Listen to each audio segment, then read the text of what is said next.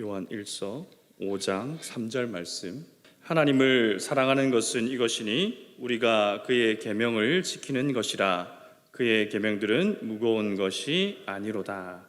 아멘. 오늘은 원초적 복음 6번째 시간, 아마 마지막 시간이 될 것 같습니다.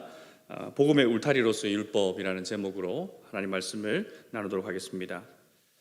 율법이라는 말을 들으면 우리에게 부정적인 이미지들이 많이 떠오릅니다. 왜냐하면 예수님께서도 율법을 앞세우면서 외식했던 바리새인들을 아주 심하게 책망하셨거든요. 독사의 새끼들아, 이렇게 말씀하셨어요. 성경에 그렇게 되어 있습니다. 제 말이 아니라. 또 바울 사도도 율법에 의해서 의를 이루고자 하는 자들을 향하여서 그렇게 해서는 안 된다고 굉장히 심하게 비판했었습니다. 또 우리 교회, 여러분이 지금 신앙생활하고 있는 우리 교회가 고신교단이잖아요. 고신교단은 하나님의 말씀을 좀 이렇게 철저하게 지키려고 하는 그런 경향성이 강했거든요. 이런 우리의 신앙의 배경 속에서도 율법 하면 부정적인 이미지가 우리들에게 먼저 생기는 것 같습니다. 하지만 율법을 앞세우면서 외식했던 그 외식을 예수님께서 꾸중하신 것이지 율법 그 자체에 대하여서 율법을 무시한다거나 율법을 없이해야 될 것처럼 그렇게 말씀하시지는 않으셨습니다. 바울 사도도 율법에 대해서 혹독한 비평을 하긴 했지만 그것은 율법을 가지고 구원에 이르려고 하는 그런 유대교의 잘못된 교리를 비판한 것이지 율법 그 자체를 비판한 것은 아닙니다. 우리가 지금 살아가고 있는 이 시대는 아마 인류 역사상 개인의 자유가 가장 많이 보장된 사회를 살아가고 있습니다. 그래서 이 율법이라는 것 자체가 나의 자유를 억압하는 것이라는 그런 이미지로 우리에게 담아주기 때문에 율법에 대해 생각하면 좀 부정적인 생각이 들기도 합니다. 여러분, 근데 우리가 이 개인의 자유가 이렇게 보장된 게 우리나라도 채 100년이 안 됩니다. 내가 찾아보니까 그 노비제도, 신분제도가 우리나라에 공식적으로 철폐된 데가 몇 년도인지 아세요? 찾아보니까 1894년 가보개혁 기억 들어본 것 같죠? 네. 그 막 많이 외웠던 기억 단어 군국기무처 외웠던 기억 나죠? 그때 당시 가보개혁 당시에 그 의회와 같은 곳인데 그때 법령을 제정해서 양반을 철폐하고 양반과 상인의 그 관계도 철폐하고 노비제도도 다 철폐하고 그래 1800년대가 되어서야 비로소 신분제도가 사라져요. 100년이 조금 넘은 거죠. 그러니까 그 100년 전과 지금을 비교하면 그 자유도의 차이라는 게 아마 상상하지 못할 만큼 굉장히 많이 자유에 대하여서 많이 보장되고 있죠. 니체가 뭐라고 말했습니까? 신은 죽었다라고 말했지요. 니체가 신은 죽었다라고 선포한 이후에 인간의 삶의 목적에 대하여서 이제는 더 이상 신이 또는 성경이 정해주는 것대로 살지 않겠다. 나는 나의 욕망을 따라서 나의 이성을 따라서 내 삶을 스스로 결정하겠다라고 인간들은 끊임없이 계속해서 그러한 시대를 계속 살아왔습니다. 그런데 우리가 내 스스로 나의 욕망을 결정하게 되면 굉장히 자유도가 높아질 것 같고 굉장히 행복할 것 같고 굉장히 힙한 삶을 살 수 있을 것 같지만 그런데 그렇지가 않아요. 앞서서도 말씀드렸던 것처럼 세상은요 우리가 내가 스스로 욕망이 주체가 되어서 뭔가 내가 진짜로 원하는 것을 추구하도록 세상이 내버려 두질 않습니다. 세상은 끊임없이 우리의 욕망을 계속해서 어떠한 욕망을 가지도록 주입시켜요. 대표적인 게 광고고 또 우리가 살아가고 있는 삶의 문화들 또 배경들 그리고 우리가 주고받는 대화들 속에서 우리가 무엇을 갈망하고 살아야 되는지에 대하여서 끊임없이 우리들에게 뭔가 주입을 해요. 그래서 내가 스스로 생각하기에 이건 나의 욕망이야 라고 생각하지만 실상은 나도 알지 못하는 사이에 세상의 욕망을 나에게 주입받게 되는 겁니다. 그러니까 내가 스스로 주체가 되어서 그 욕망의 내 삶을 내가 스스로 결정하는 그런 주체적인 삶을 살겠다라고 그 자유를 주장하긴 하지만 그러나 그러한 참된 자유는 이루어지지 않는다는 거죠. 그래서 성경의 표현을 따르면 육신의 정욕, 안목의 정욕, 이 세상의 자랑을 향하여서 우리의 마음이 끊임없이 그쪽을 향하도록 세상은 우리의 욕망을 계속해서 왜곡시키고 영향력을 미칩니다. 그래서 우리가 알지도 못하는 사이에 나는 스스로 내 자유를 그 욕망에게, 세상의 그 가르침이나 세상의 그 사조에 스스로 반납해버리고 있는 거죠. 그런데 나는 모르고 있는 거예요. 내가 모르는 사이에 이거는 내가 원하는 거야 라고 스스로 착각하게 만드는 겁니다. 제가 신은 죽었다라는 구호 속에서 자신은 자유로운 존재라고 소리쳤지만 실상은 자유로운 존재는 되지 않는 거죠. 그렇기에 이 율법을 주신 이유 중에 하나가 이것입니다. 우리가 얼마나 헛된 욕망을 추구하며 살아가고 있는가를 우리에게 가르쳐 주시기 위한 하나님의 은혜예요. 세상의 가르침이 뭐라 가르칩니까? 그냥 우리의 삶은 그저 우연히 주어진 것처럼. 인간의 기본에 대해서 뭐라고 설명합니까?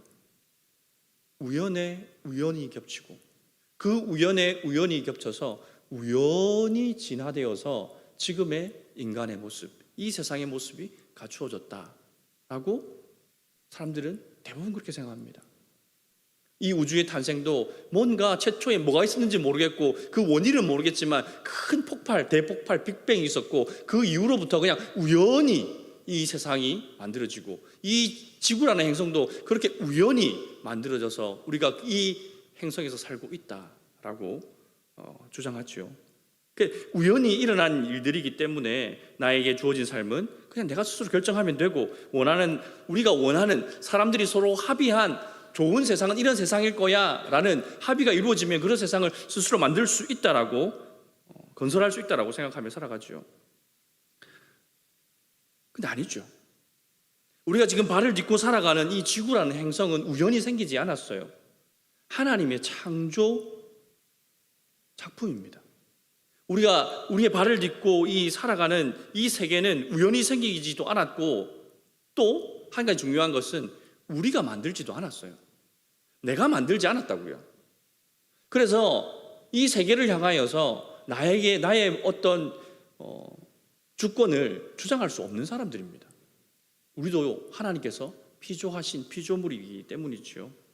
그렇기에 우리가 스스로 창조자인 것처럼 선택의 자유가 주어진 것처럼 살아서는 살 수 없다는 겁니다. 이것은 마치 이런 거예요. 누군가의 집에 손님으로 초대를 받았어요. 그러면 손님 그 주인이 보통 어떻게 말합니까? 그렇죠? 네. 내 집처럼 편안하게 지내세요라고 그렇게 덕담을 건넵니다. 덕담입니다. 편안하게 지내라는. 그렇다고 해서 네, 알겠습니다. 그 다음부터 바로 내가 집에서 하는 것처럼 똑같이 행동하고 똑같이 그 집에서 진짜 편하게 있다고 생각해 보십시오. 쫓겨날걸요? 그렇지 않겠습니까? 내 집에서 하는 것처럼 친구 집에 가서 해보세요. 쫓겨날 겁니다. 그런 것처럼 하나님께서 만들어 놓으신 이 우주 속에, 이 지구라는 행성 속에 나는 초대받은 손님과 같은 존재예요. 그래서 손님은 그 주인이 만들어 놓은 룰을 잘 따라야 돼요. 그 룰 안에서 자유를 누릴 수 있고 편안함을 누릴 수 있는 거지. 이 주인은 뭔가 화장실을 이렇게 사용하는 것에 대해서 굉장히 혐오하고 싫어하는데 거기서 그렇게 하고 있다면 되겠습니까? 안 되죠. 그래서 우리는 이 사실을 망각하지 말아야 되는 겁니다. 우리는 이 세계에 초대받은 사람이다. 손님과 같은 존재다. 그래서 하나님께서는 우리를 초청하시고 이 초대받은 우리들을 향하여서 이 세계 속에는 어떻게 살아가야 하는지, 이 세계 우주 질서는 무엇이고 나는 어떻게 살아가는지에 대하여서 이 율법을 통하여서 우리에게 말씀하시는 겁니다. 그래서 우리는 이 율법을 통하여서 하나님의 질서가 무엇이고 하나님의 뜻이 무엇인지를 깨달을 수 있는 거죠. 그래서 나를 만드신 그리고 이 세계를 만드신 하나님의 뜻은 이런 거구나. 그런데 지금 내가 살아가는 방식 또는 내가 욕망하는 것들이 과연 그 하나님이 만들어 놓으신 질서와 합치하는가를 비교해 볼 수 있는 거죠. 그래서 그것이 하나님의 뜻과 일치하는 것이라면 좋았어. 그러면 이렇게 계속 가도 되겠구나 라고 하는 것이고, 그런데 내가 바라는 것, 또 내가 추구하는 것이 하나님이 만들어 놓으신 창조 질서와 결이 맞지 않아요. 그럼 어떻게 돼요? 손님이 집주인에게 이 집의 룰을 오늘부터 고치겠습니다 라고 말할 수 있어요? 그러면 안 되잖아요. 그럼 자기 주객이 전도되는 거지. 그러면 손님으로서 마땅히 그의 내 주장을 굽히고 내 뜻을 굽히고 그 주인의 뜻을 따르는 게 맞는 것이죠. 그래서 이 율법이라는 것을 통하여서 우리는 우리의 욕망이 얼마나 왜곡되어져 있는지, 얼마나 하나님 앞에 멀어져 있는지를 측정할 수 있어요. 여러분 다림줄 알아요? 다림줄. 건축 현장에 가다 보면 실 끝에다가 줄을 매달아 가지고 쭉 내립니다. 그러면 뭘 할 수 있냐면 직선인지 아닌지를 알 수가 있어요. 특별히 벽돌, 조적 공사할 때 이걸 많이 쓰는데, 그래서 벽돌을 한 장 한 장 쌓아 올라가면 눈대중으로 봤을 때는 정확한 것 같은데 점점 쌓아 올라가면 어떻게 돼요? 마지막에는 결국 삐뚤어져요. 그러니까 그때마다 이게 직선으로 잘 올라가고 있는지에 대한 기준이 있어야 되는데 그 기준이 다림줄이라는 거예요. 그 다림줄을 쫙 내려보면 점점 왼쪽으로 가네? 오른쪽으로 가네? 앞으로 기울고 있네? 뒤로 기울고 있네? 알 수 있는 거죠. 그러니까 율법도 우리의 삶의 다림줄 같은 거예요. 내 생각, 내 욕망을 하나님의 율법이라는 다림줄에 딱 대보는 거죠. 이거 하나님이 금하신 거네? 이건 하나님 하라고 하신 거야. 그래서 내 욕망을 수정할 수 있고 또 내가 무엇을 추구해야 되는지에 대하여서 우리는 나를 스스로 가늠해 볼 수 있는 겁니다. 그런 의미에서 율법은 우리에게 굉장히 선한 것이지요. 그뿐만 아니라 우리가 세상에 의해서 끊임없이 우리의 욕망이 왜곡되어진다고 말씀드렸잖아요. 그 왜곡되어진 욕망은 결국 내 선택의 자유를 박탈해버립니다. 나는 저게 별로 안 갖고 싶어. 그런데 김태희가 바르니까 왠지 발라야 될 것 같아. 난 저거 안 입고 저 슈트 안 입고 싶은데 조인성이가 입는 거 보니까 나도 입어야 될 것 같아. 이게 나에게 선택의 자유를 박탈한다고요. 여러분 마트에 가보세요. 여러분 원래 장바구니에 든 것만 사오는 사람, 우리 가족은 딱 장바구니 리스트 있는 거 말고는 절대 안 삽니다. 손 들어보세요. 상 줄게요.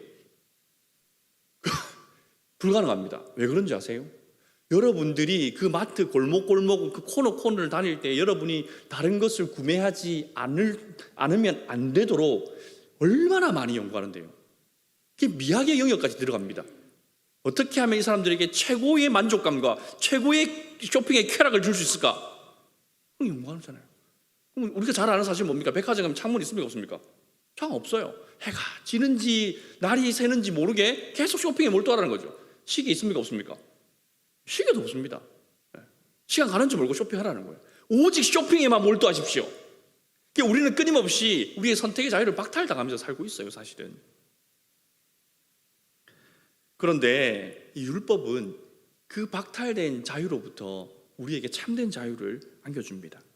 왜냐하면 이 율법은요, 우리가 세상의 욕망으로부터 우리를 보호해 줄 수 있는 최후의 보루 같은 것이에요.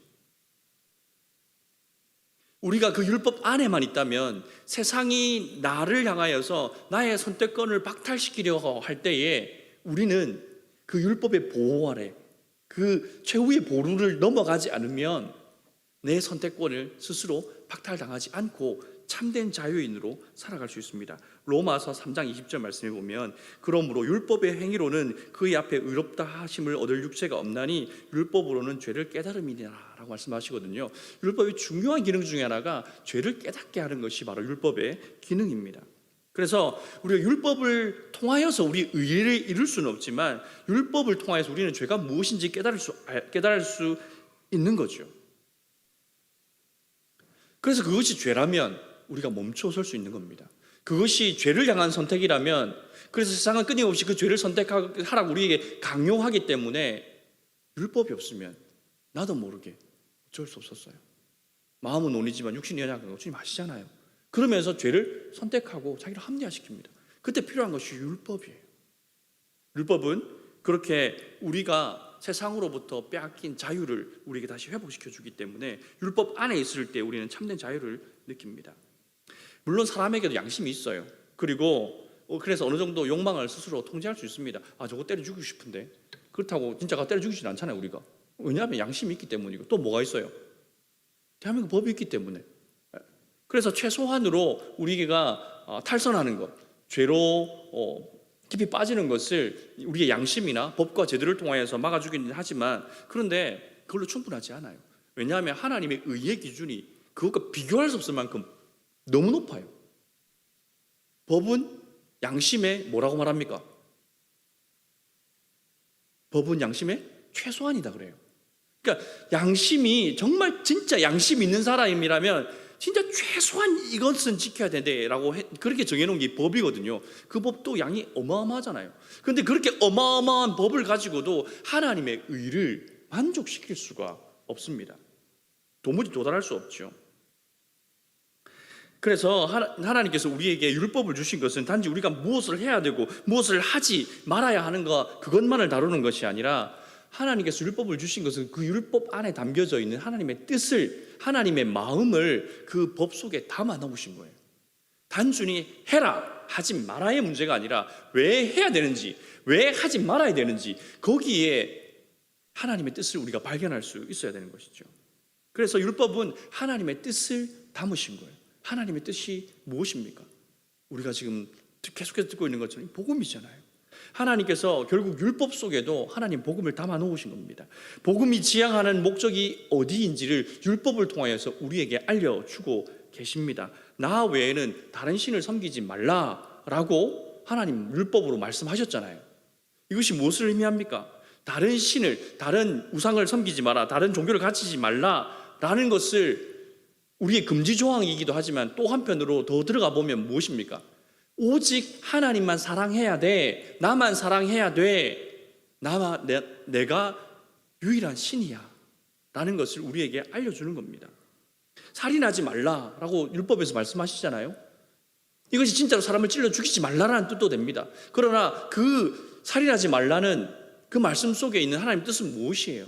사람을 사랑해야 된다는 거예요. 내 이웃을 내 몸과 같이 사랑해야지 사람을 죽여서는 안 된다라는 그런 하나님의 뜻이 그 율법 속에 담겨져 있습니다. 그래서 이 율법은 하고 말고의 문제가 아니라 그 율법 속에 하나님께서 창조하신 창조의 질서를 그 율법 속에 담아 놓은 거죠. 그래서 우리는 율법을 통하여서 하나님의 뜻을 발견할 수 있는 겁니다. 그래서 그 하나님의 뜻 안에서 우리가 살아갈 수 있도록 율법은 우리에게 작동하고 있는 것이죠. 특별히 오늘 말씀해 보니까 나를 사랑하는 자는 뭐 한다고 말씀합니까? 하나님을 사랑하는 것은 이것이니 우리가 그의 계명을 뭐 하는 거라고? 지키는 거라고. 계명, 율법, 하나님 말씀 지키는 것. 보세요. 율법은 공의를 이루는 하나님 수단인 것처럼 보이는데, 그런데 하나님은 사랑에 대해서 말씀하고 있어요. 율법은 사랑과 거리가 먼 것 같은데 아니에요. 성경은 율법과 사랑을 같은 선상에 놓고 있어요.